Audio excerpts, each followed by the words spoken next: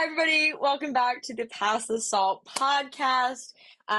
It is my privilege to introduce Owen Rynex. Tell us a bit about yourself. It's me. Yeah, my name is Owen. I just served my first summer with Salt and Light. I'm a junior at Clarion University. I'm a student assistant with the football team there. And I'm also the campus president for FCA, or Fellowship of Christian Athletes. I grew up in Mechanicsburg, went to Mechanicsburg High School. I go to McBick. Um, and yeah, I'm here. Sweet. That's awesome. Yes. So part of this series that we're doing here on the podcast is the Impact Seminar series. Now, Owen, you gave an Impact Seminar this year, right? Yes, I did. Yes, yeah. Yeah, so we're just gonna kind of talk a bit about that today and give you a chance to share that seminar and the words that God laid on your heart to give a seminar at Impact and give an opportunity for those who maybe didn't make it to the seminar, or those who want to hear it again, to give them that opportunity. But yeah, just so excited to have you. Thank you for your willingness. Yeah. Of course. Let me pull up my notes. So, as I said, I gave my little introduction. My name's Owen. I've recently turned 20, junior at Clarion with FCA. I grew up in the church since infancy. I used to play baseball at Clarion. Fun fact, just because I like giving fun facts when I introduce myself, I was adopted at birth. It was my first summer with Salt and Light. I'm going to be talking a little bit about what it looks like to build community in college, some of the struggles I had when I first came to college, and then sort of how community has helped with that. So, back in fall of 2022, feels so long ago now, it's been 2 years. Um, we little freshman Owen moved into Clarion University. Why I picked Clarion, still don't really know. I visited about 30 different schools. Um, and my parents said, "Oh, and you got to make a decision." So one night I just pulled out all the different college shirts I had and made a choice, and now I'm here. Um, yeah, I when I came here, I knew absolutely nobody, which at first I thought I'd be fine with. I thought it would be like, oh, new start, meet a whole bunch of new people. Um, but it was a struggle a bit the first year.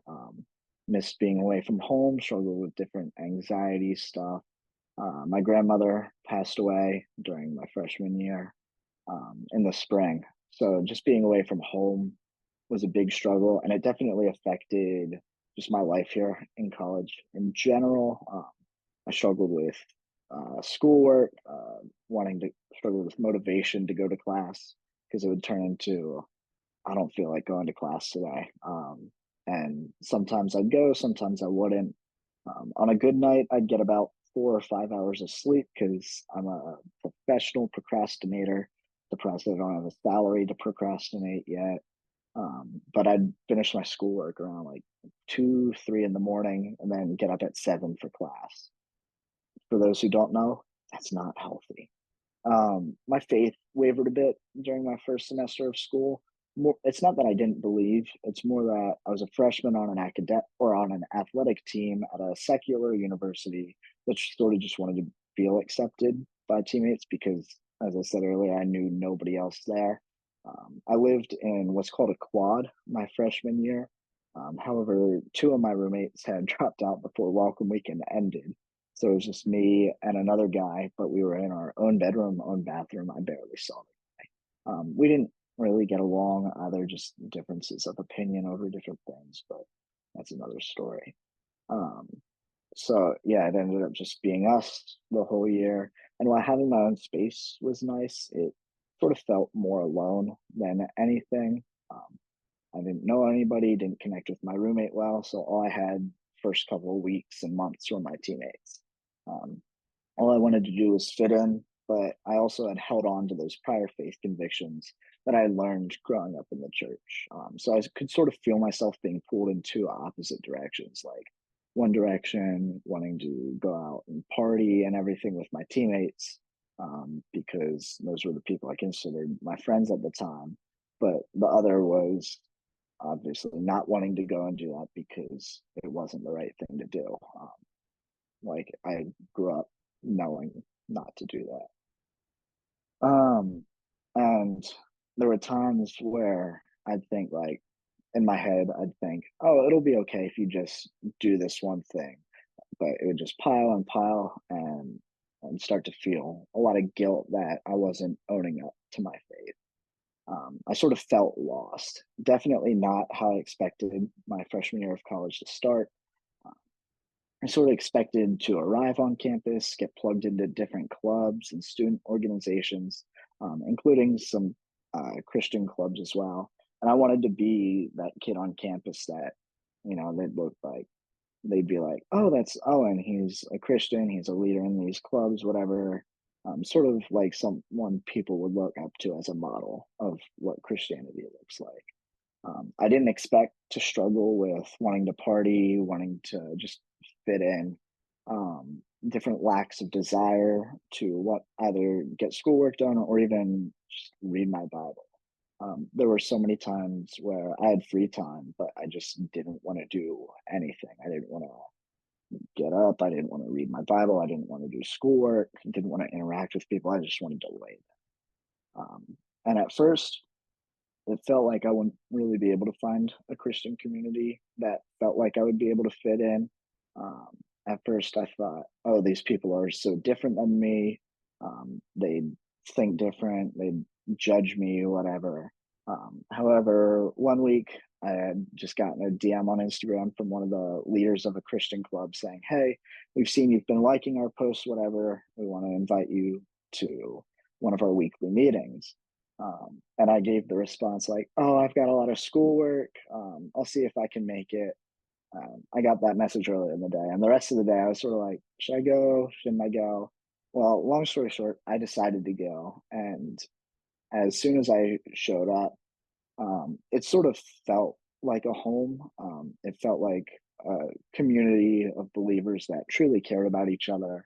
Even though I had never met them, they acted like I'd been going there for years, which I loved. It sort of reminded me of the church in Acts chapter 2. So I'll read that here. It's Acts chapter 2, verses 42 through 47. A little context, this is right after Pentecost. So they devoted themselves to the apostles' teaching and to fellowship, to the breaking of bread and to prayer. Everyone was filled with awe at the many wonders and signs performed by the apostles. All the believers were together and had everything in common. They sold property and possessions to give to anyone who had need. Every day they continued to meet together in the temple courts. They broke bread in their homes and ate together with glad and sincere hearts, praising God and enjoying the favor of all the people. And the Lord added to their number daily those who were being saved. Notes. All right. So in that section, it sort of talks about what a community of believers looks like right at the beginning of the church. We know right after sorry, right after Pentecost, during Pentecost, people came together. They were able to speak tongues and understand each other. And a lot of people then remained in the city and just were preaching to each other and preaching to those who had never heard the gospel before, or maybe heard and were a little reluctant to believe. So those, in verse 41, it said those who accepted his message were baptized, and about 3,000 were added to the number that day. So they started with that. And once they accepted the message and were told, like, this is the gospel, this is the truth, like, this is the good news that Christ has died for you, for your sins, but he rose and he defeated death to give us new life. So I want to focus just a little bit on what a community of believers looks like. So first in verse 42, it said, they devoted themselves to the apostles' teaching and to fellowship, to the breaking of bread and to prayer. So it sort of divides it up into four main pieces there. First, they devoted themselves to the apostles' teaching. So the apostles, the disciples, teaching, talking about everything they learned from Jesus. Then it was into fellowship. They just spent time with each other, not necessarily like learning who Jesus was, who God is, learning the laws, but more of just growing closer with each other, building a bond with each other. They called themselves brothers in Christ. They were brothers and sisters in Christ. Um, just the same way that I have a bond with my brother, they had that same bond amongst each other. Next was to the breaking of bread, meaning they shared meals together, not just communion, but any meal. But that one's more specifically referring to communion. But they spent time intentionally just eating with each other because I don't know about you, but I feel like whenever you sit down and eat with people, you have good conversations, you have a good time, you just feel like you grow closer to each other. And the last one was and to prayer. So they spent time praying, whether it was alone, whether it was in a small group of people, whether it was the whole group. They just wanted to spend time talking with God, spend time in communion with God. Um, so when I say that when I joined this Christian club, it felt like a community like that. It truly did. Like they spent a lot of time fellowshipping together. Like they'd hang out all the time outside of Bible study, devoting themselves to the apostles' teaching, just throughout all the lessons, making sure that like, yeah, I can learn about Ephesians and Philippians, but more learning how can I apply it to my life? How can I live out what God tells us to do? There was a big focus in that. I can talk a little bit later about that. The breaking of bread. Every Sunday, we'd have what was called Sunday lunch. So we'd all go to church, whatever church you went to. And then as soon as church ended, we'd all get together and go to either one of the church families' houses or one of the other members' apartments or whatever. And we'd just have lunch together. We'd share a meal, we'd play games, just spend that time in community together, bonding over a meal. Um, and then obviously prayer. There's a large emphasis just on prayer, whether it's in your personal life, whether it's corporate, like communal prayer, um, stuff like that. So I want to talk a little bit about. We talked a bit about how I had struggled before that community. I want to talk a little bit about how that sort of changed the way I saw myself, and the way I saw like what community means to me. At first, I always thought of community as just the people you live with, the people you're around. You know some of them, you don't know some of them, but it's just the people around you. And I learned quickly, like when you're in true community with someone or with a group, like you truly care about all the members of that group. You don't necessarily know every fact about that person's life, but you know what's important to people, what's important about people, what they care about, and sort of how you can interact with them, whether they're having a good day, how you can celebrate them with that, or if they're having a bad day, how you can uplift them. Uh, bit of the change I saw in myself uh, once I joined Crossroads. Um, they place a large emphasis on accountability partners, which I love. If anyone doesn't know what an accountability partner is, it's you and someone else. It could be someone that you're a good friend with, could be someone you don't know at all. Um, but you will meet together. I meet once a week with mine.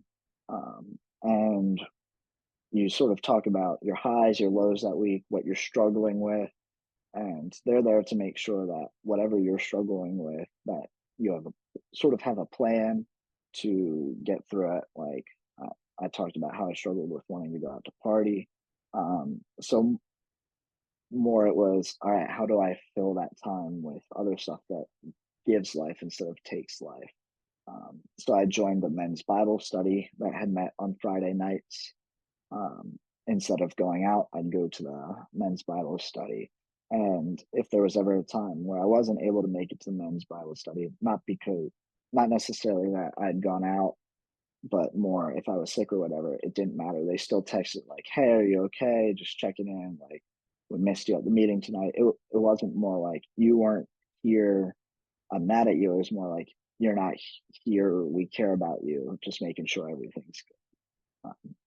And that's something that I think is key when building faith in college is having someone that's able to hold you accountable and know that them holding you accountable is out of love, not out of pride. Um, Something else that a change I saw in myself was I started discipleship with one of my campus ministers.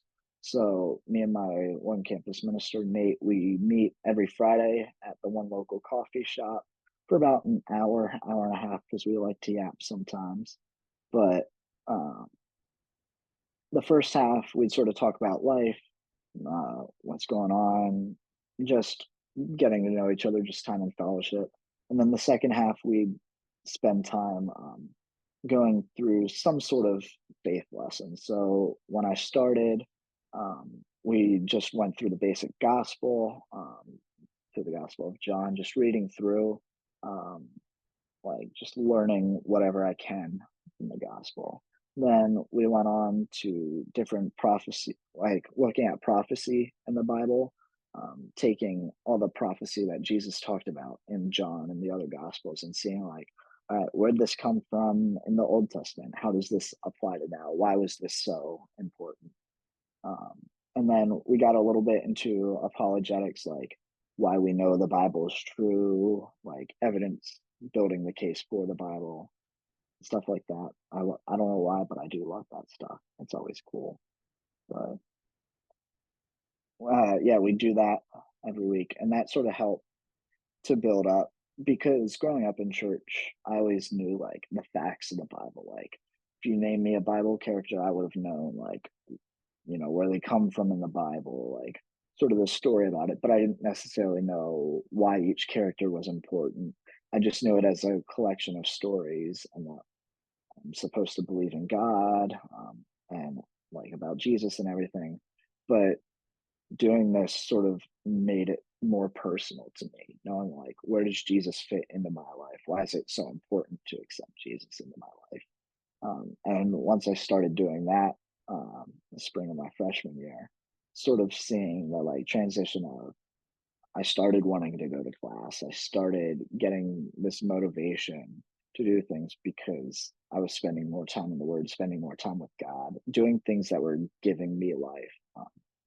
A big thing I had started practicing the Sabbath thing. So I try to take every Saturday now as a Sabbath, which to me at first it was scary.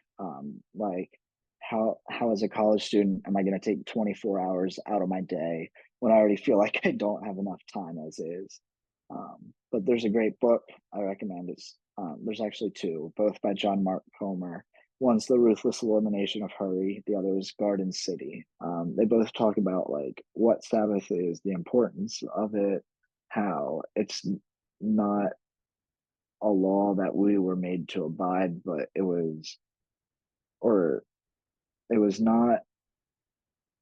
Sabbath was made for the man, man not made for the Sabbath. Meaning, like when you try to legalistically follow a Sabbath, you're not necessarily giving yourself that rest because you're always worrying about, well, should I do this? Should I not do this? When in reality you're just supposed to let yourself rest. That doesn't necessarily mean sleeping in bed all day because that's considered bed rotting, not rest. But more trying to spend time with the Lord. A lot of one-on-one time with the Lord. But also, it doesn't mean you have to be alone the whole day. Sometimes on my Sabbath day, I'll go out for lunch with some of my friends, and it's restful because it's not like something that I have to plan to do. It's just I show up and we do it. Some other things I like to go on walks for a Sabbath. Um, it's a little harder in Clarion just because there's not a lot of places to walk to, but I walk around like the apartments and everything. And just trying to spend time reading my Bible, spending time in prayer, worshiping, playing the piano, stuff like that. Stuff that I feel like rejuvenates my soul after a long week. Because college is tough. It's it's no joke. I know I had asked some of my campus ministers as well as some of the salt lighters and staff who are in college or have been to college, sort of what advice they'd like to have had before they went to college. One thing is to seek mentorship and discipleship. Just not be afraid to go out of those comfort zones. I know for me, it was scary at first. Like, I have no idea who these people are. Like, what if I don't like them? What if they don't like me? And I didn't, I had a lot of fears about that, but it took getting out of my comfort zone to ease a lot of those different fears I had. Um, Another thing is that community is everything. We're not meant to do faith on our own. Um, God didn't just make Adam and kept Adam as Adam. He also made Eve because we're supposed to have community. Um, when I read from the Acts chapter 2 church, it wasn't just Peter on his own worshiping, it was everybody there. People can lead, but you've got to engage with that yourself. Um, don't be afraid to stay rooted in your faith and to seek out other Christians because they do exist on your campus. I'm at Clarion, which is it's a public school. It's not a Christian school. When you look at Clarion, you wouldn't necessarily think, "Oh yeah, there's a lot of Christians on this campus." But when you actually do the searching and like look for community, you can find it's like right there in front of you. It just takes stepping out and not looking at what the most popular things are on campus, but more like, all right, where are the Christian groups? Because they're there. And to also know that like just because you may have friends who you might know them just because you're on an athletic team or they share the same major as you, so you have all your classes with them. You don't have to do everything that the people around you do. That was very um, that was a truth that I wanted to hold on to, and I keep holding on to now. Like, just because your roommates might do something, you don't have to do the same exact thing your roommates do. Um, Another thing that was big for me was it's okay to ask questions and to have difficult conversations about your faith because you'll be exposed to new perspectives and traditions within Christianity. Like I grew up in a United Methodist church. They do things very different than what a Presbyterian or a Baptist church would do. But also knowing that like I don't know everything about the Bible and I shouldn't act like I know everything about the Bible. If I don't understand something, it's okay to ask questions. And if someone, like if a church elder knows that answer, then they know that answer. And it's okay, like it's okay to admit you're wrong sometimes in your faith. Like there are things I used to like a lot of times I'd read and be like, huh, I think it means this. And then I ask someone about it and they're like, no, it doesn't mean that at all. You feel stupid in the moment, but like it it's good to feel that because otherwise you're going on and believing things about God that aren't true. Um, and I know at Impact there's talked about whichever night, Wednesday night, Pastor Chris talked about how he hates the phrase "everything happens for a reason," which is something I used to believe a lot. Like I'm a big believer in the oh, this leads to that, which must lead to this to that. Like it just fall one event causes another, like the butterfly effect. But knowing like something bad in my life didn't happen just for God to do something else. Like it's more something bad in my life happened. How do I respond to it? And then how does God use that? It's not like God made this bad thing happen in my life for a reason. It's the enemy made this bad thing happen in my life. How do I look to God for it to be better? Which is definitely something I've held on to a lot. And then a lot of the rest of the seminar was a lot of question and answer. I know some of the questions I'd gotten, like, it didn't even have to be questions about faith in college, just college in general. Um, some other advice things I had were sort of don't be afraid to set boundaries or even to say no. Like, I'm involved in a lot of things on campus, mainly because last year I struggled saying no to, can you do this? Can you do that? And as much as I love to do a lot of things on campus, it can burn you out sometimes. So, not being afraid to set a boundary and say, hey, I need to take care of my own health, make sure I'm not getting overwhelmed. I can't help with this certain event.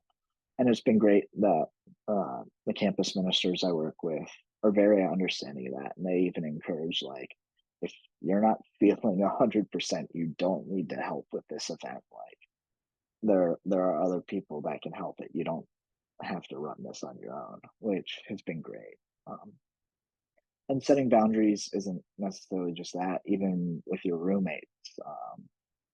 One of my roommates who had dropped out during welcome weekend, before he dropped out, and the only times I ever saw him in our dorm room were when his girlfriend was there. It was always him and his girlfriend together. And she was cool, but also setting a boundary like, hey, can there be times where she's not in our room? Like, I just want peace and quiet. Uh, and not being afraid to like set rules with your roommates. Like, hey, we can have guests from this time to this time, but maybe not have people in our room yelling at 3 in the morning. Like, yeah, it's a real thing. People are loud, but and also knowing that, like, whatever pet peeves you have with your roommates, they probably have pet peeves with you as well. There are probably things you do that really annoy your roommate, um, and you got to be gracious and also sort of inward looking at, like, okay, I don't like that they're doing this. What are some things that I'm doing that might annoy them? Um, and that can definitely help peace in college. But it took getting out of my comfort zone to ease a lot of those different fears I had. Um, Another thing is that community is everything. We're not meant to do faith on our own. Um, God didn't just make Adam and kept Adam as Adam. He also made Eve, because we're supposed to have community. When I read from the Acts chapter 2 church, it wasn't just Peter on his own worshiping, it was everybody there. People can lead, but you've got to engage with that yourself. Um, don't be afraid to stay rooted in your faith and to seek out other Christians because they do exist on your campus. I'm at Clarion, which is it's a public school. It's not a Christian school. When you look at Clarion, you wouldn't necessarily think, "Oh yeah, there's a lot of Christians on this campus." But when you actually do the searching and like look for community, you can find it's like right there in front of you. It just takes stepping out and not looking at what the most popular things are on campus, but more like, all right, where are the Christian groups? Because they're there. And to also know that, like, just because you may have friends who you might know them just because you're on an athletic team or they share the same major as you, so you have all your classes with them, you don't have to do everything that the people around you do.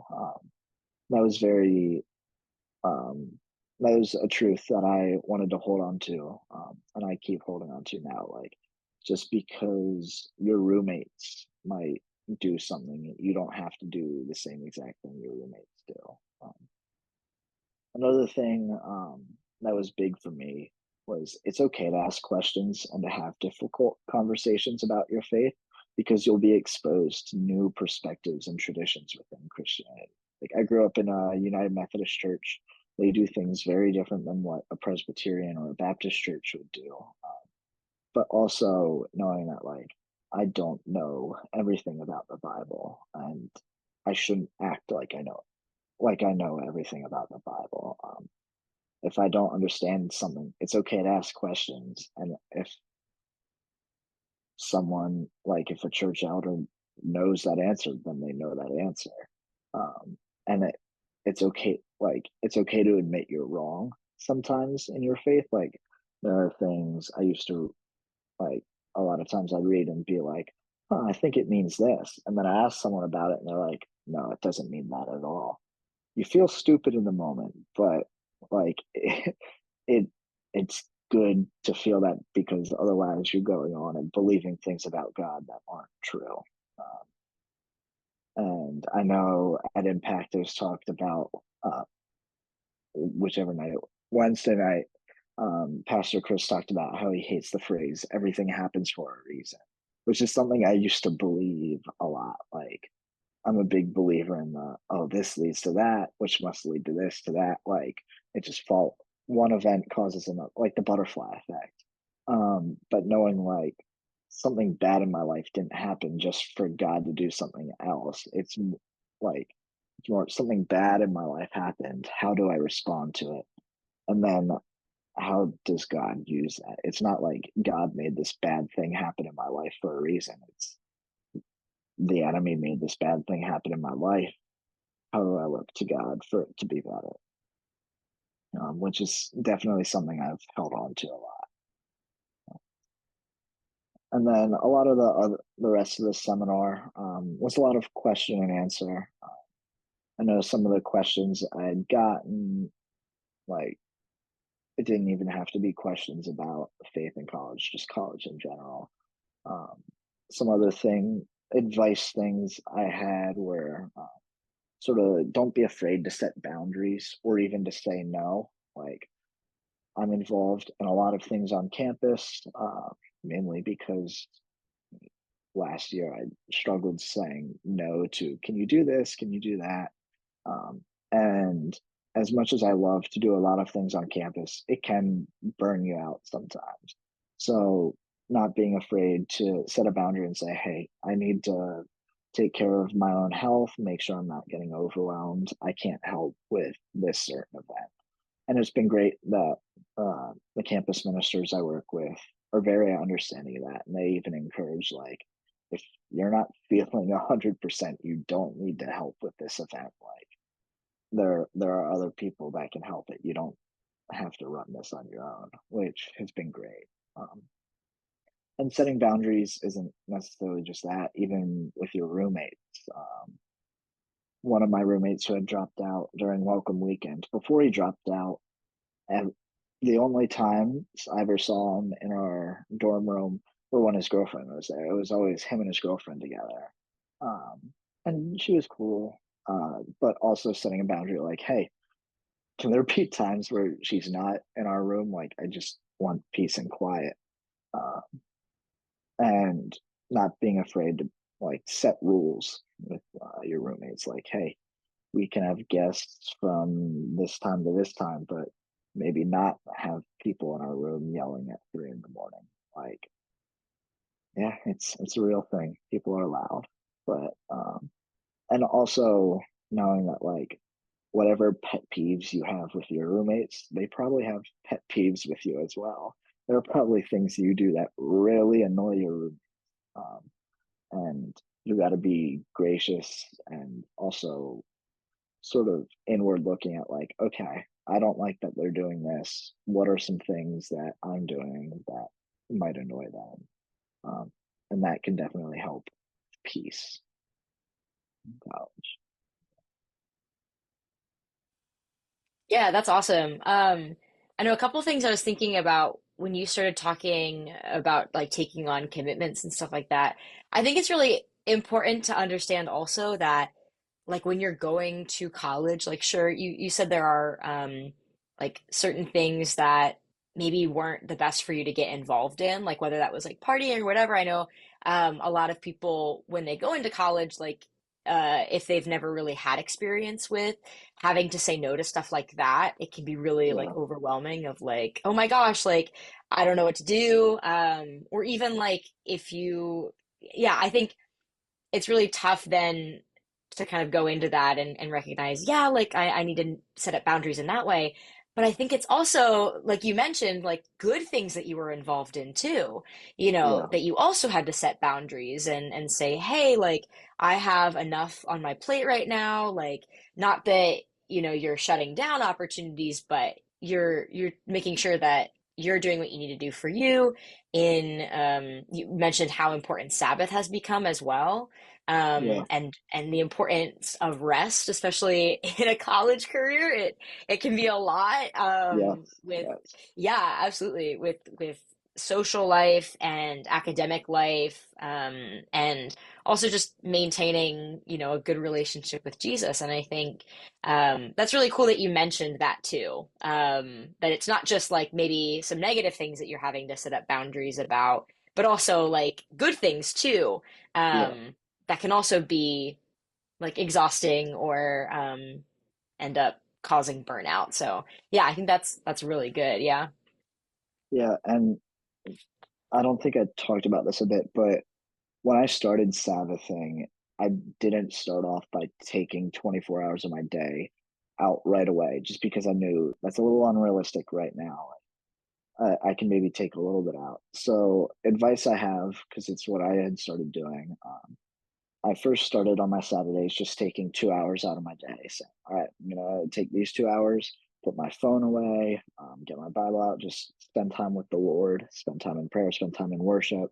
And then after a little bit, that 2 hours turned to four, turned to eight, turned to 12, and eventually has gone up to a full day of Sabbath. Just because when I slowly started adding hours, it helped me to cut out some of the things, whether positive or negative, that were sort of draining for me, that I didn't necessarily need to be doing. Like, I didn't necessarily need to go to the gym on the Saturday just to go play basketball with friends. Like, I could cut that out because there are other opportunities I had to spend time with friends.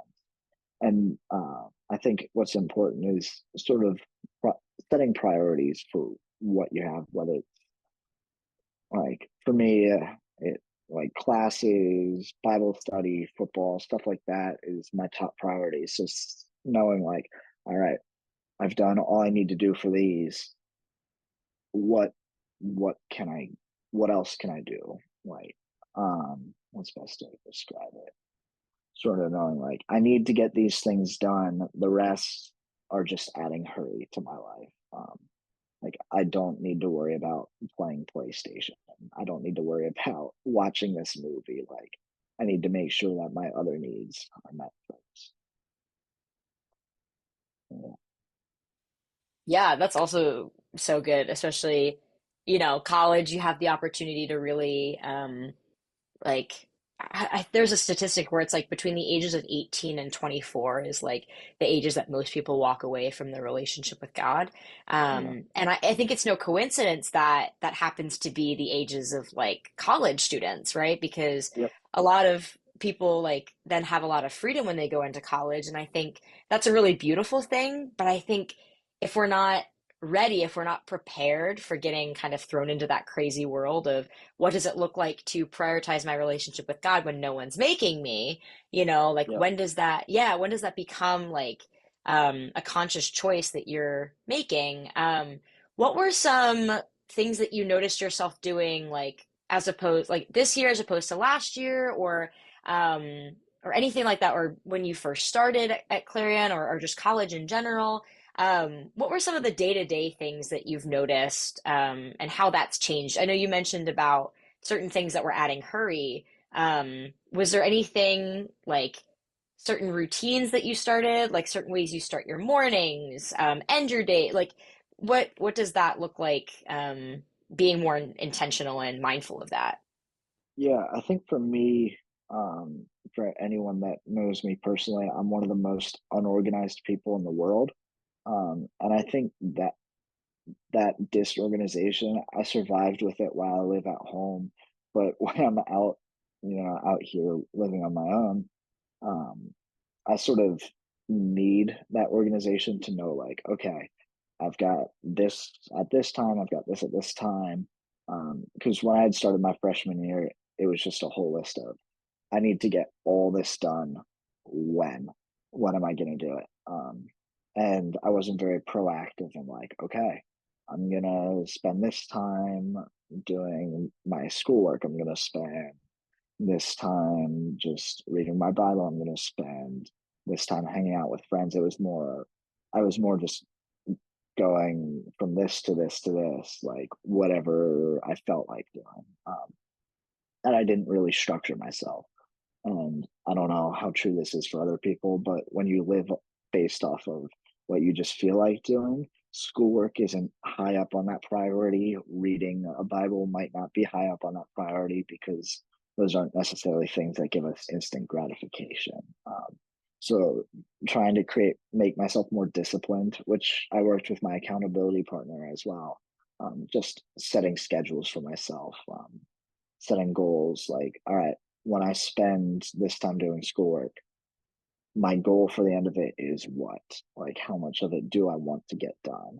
Or when I spend time reading my Bible, like right now, reading Bible through the year, my goal is for this day, I'm getting this much done. And I'm trying to take notes and stuff from that. Because otherwise, it would just be, okay, I'm reading this much, but how much am I supposed to read? And because I have ADHD, I just get bored very quickly. So it'd be I might read for about 5 minutes, and now I want to go do something else. So just trying to be more disciplined and scheduled in my day to day life. Um, Whether that's I wake up in the morning and I set a list of, okay, these are all the things I need to do, or something that I do more often is before I go to bed at night, like, okay, here are the things tomorrow that I know off the top of my head I need to get done. And whatever presents itself as a need tomorrow, I'll just add it to the list. And to sort of get myself knowing, okay, tomorrow I need to be this locked in, this focused to get all this stuff done. And it sort of helps keep me organized and give me motivation to want to get it done as well. Because personally, I like completing lists of things because I feel accomplished. Otherwise, yeah. Sweet. Yeah, that's awesome.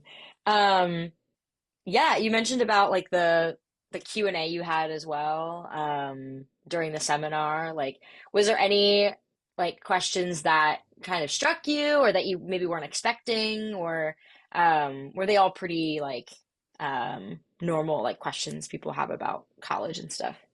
Yeah, a lot of them are normal questions about college, like sort of um, what if my roommates and I don't get along, like about getting help in classes. A lot of it, some people had talked about like what I had said earlier, like realistically, I don't have 24 hours to Sabbath, and sort of telling them like, hey, just take 2 hours out of this day and then try to keep building that. Because then eventually you'll find like you actually do have that time when you prioritize what you need to get done. I think one question I was asked was roughly sort of along the lines of maybe someone going to a secular school. I think the question was, what if my roommate and have different religions? Like, sort of talking about like when you're setting boundaries with them, but they have different sort of a different belief system than you. How do you go about that? I know I talked that was probably the most difficult one, just because I haven't had that experience, but sort of just trying to emulate the love that God calls us to share with others and to also be understanding, just because not everyone does believe the same thing as you. It's okay to have differences in opinion. It's okay to sit down and have a conversation and be like, okay, why do you believe this? Why do you think this? Or like, why do you do what you do? Not in a condescending way of like, why are you doing that? But more like a genuine caring, genuinely wanting to understand who they are as a person. Just from talking with some people, I've learned like that's the best way to sort of then work out those differences. Like if my my roommate and I have a disagreement on, I don't know, something big, and he thinks one way, I think the exact opposite. It's not going to go well if I just go up to my roommate and say, "Hey, I don't want you to do that," because that I'm not relating to them on a personal level. They're sort of just like, "Oh, whatever," and they're going to keep going on and living their life because why would they care about my opinion over any other person's opinion or even their own? But sort of, if I go up to my roommate and say, "Hey, I've noticed this has been happening in our apartment. I'm not a huge fan of it. Just wondering, like, why you do this, or like, just trying to relate to them on a personal level and like genuinely getting to understand why they do what they do." Because I know for me, if someone came up to me and said, "Hey, I don't like that you're reading the Bible at our kitchen table," maybe because they're from a different religion. If they just straight up said that to me, I'd be like, "Oh, okay, I'm sorry," but I might just go on and keep reading right at the kitchen table. Um, but if they came up to me and said like, "Hey, what are you reading?" Whatever, and talked about how like what they believe, and then we might get in a discussion about beliefs, and then maybe I'll read it in my room, or maybe I'll invite them to read sometime if they're interested. Just trying to show love and grace for people because it's a lot easier to work out those differences than if I'm just abrasive right from the start. Then you're never going to have a solution. Yeah, I think definitely like having an open mind is really important when going into college, Yes. especially with the number of people that like there are people that I've met that I'm like, this is crazy, like people from different continents, like, and I'm like, only at college, pretty much, like would I have Yep. like met these people, right? And it's like Yeah. it's so cool, and I think it's such a blessing if we see it as such, you know? Hmm. Like we could see it as a like, oh man, now I have to like you know, try and figure out how to like get along with people when we have disagreements because like if you grow up in this like you know one family and you're surrounded by the same friends and in the same church and stuff like there's nothing wrong with having those core groups of people, right? I Yep. think actually it's really important to have that, and yet when we go into college like you're kind of like, oh my gosh, like it's just all these different people that you're meeting who have different beliefs. I love what you said about like inviting them into that and like Yeah. having an open mind for discussion, and letting it truly be a discussion of, hey, like I want to understand, you know, and Yep. yeah, instead of that abrasive nature of like, stop doing this, why are you doing this? That's weird that you do, like, instead of just, yeah, although I guess it's hard like to try to be open-minded if someone else is not willing to Yeah. be. Um, but I think that's also just like, unfortunately, there are going to be times where, um, like especially in college, but in everyday life where you just come across people and they're just not interested in um like having an open mind, even if you're trying to, you know, Yeah. relate to them. But yeah, I love that. That's great. Yeah, that's awesome. Um yeah, is there anything else that you wanted to add or feel like the Lord's kind of putting on your heart? Yeah, I'd say sort of going off what you just said, it's a lot easier to work out your differences with people when you view the people around you as a blessing instead of a burden, because it puts you on a mindset of, I get this, like, God's given me this opportunity to be with these people, to have this conversation with someone, instead of God's forced me to do it, because we have our own free will. He puts us in these situations. Um, and, but we have the choice to decide, are we going to share God's love with them, or are we going to share our own wrath with them?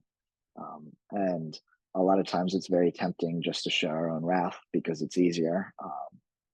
But it's more rewarding when you share God's love with them, because maybe they will be open to having a discussion with you. And if they are, then that's great. That's wonderful. I hope you're able to have that discussion with them.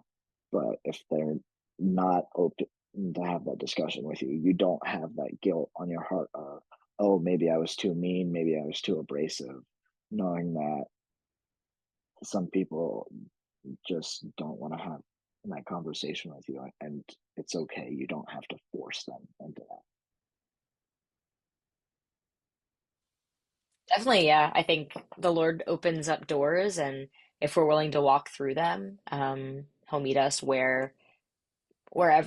Yeah, I think that's great. That's awesome. Thank you so much, Owen. I really appreciate No, it. of Yeah, course. yeah. Go and be the salt and light of the earth, in whatever sphere you are in, whether that's at college, in middle school, in high school, being a youth leader, working in schools, working in corporate, wherever it is, you can be the salt and light. And I think, Owen, like what you shared, I think is a big testament to that. So thank you for sharing with us and being an open book in your experiences in college. Thank you. Thank you. It's good to be here. Thank you Yeah. for having me.